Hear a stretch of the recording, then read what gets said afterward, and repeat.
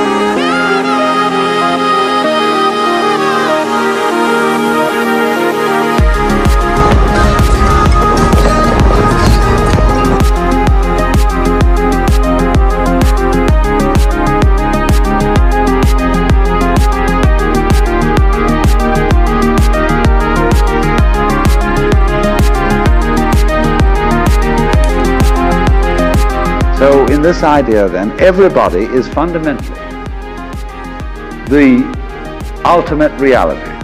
Not God in a politically kingly sense, but God in the sense of being the self, the deep down basic whatever there is. And you're all that, only you're pretending you're not.